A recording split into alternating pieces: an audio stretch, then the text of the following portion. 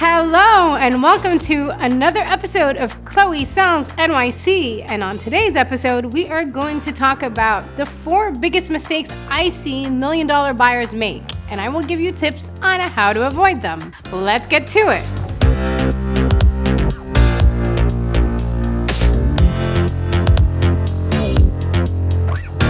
People forget to budget closing costs and cash in bank post-closing. Do your financial analysis before you start looking at properties.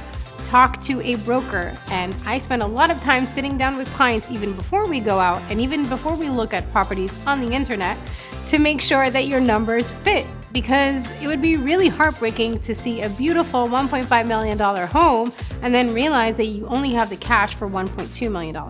And guess what? It's happened before. If you are going to buy in a co-op, you need to take into account that co-ops expect to see 18 to 24 months of maintenance plus mortgage and interest rates in your bank account once you've paid everything you needed to pay in the transaction.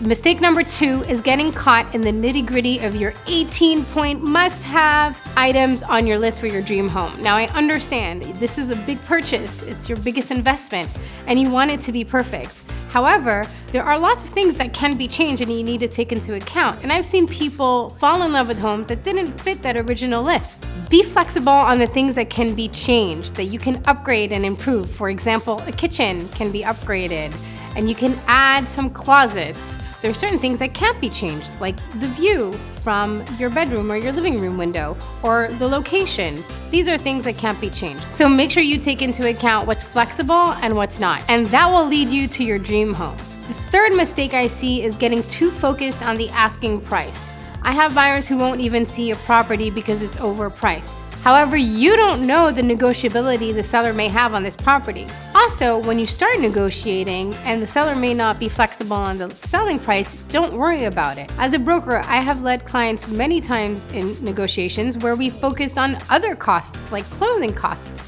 that the seller may be more willing to cover. And so at the end of the day, what you want to know is how much do you end up spending and how much you end up in your pocket, and do you get the right home? There are different strategies to go about it. So keep that in mind and don't focus too much on the asking price. Point 4, going at it alone. There is a lot of information on internet, a lot of articles, a lot of sources that you can pull from. With all these sources of information, many people think that the hard part in buying a home is just finding the property.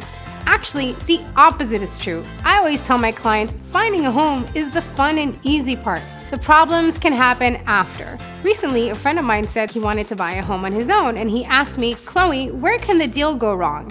And I said to him, do you have 8 years to hear the answer? Because that's how long I've been in the business. You need somebody on your team who has experience, can help you negotiate, and can help manage all the different actors and players that make sure that this deal gets through the finish line. So you need somebody on your team, and guess what? It's free. Why would you not work with a buyer's agent? Now, those were only 4 tips, but there's a whole lot more that goes into buying $1 million plus home in New York City. So if you have any questions, comment below or give me a call. Thank you so much for watching. I'm Chloe going to the Triple Man. We will see you next time on Chloe Sells NYC.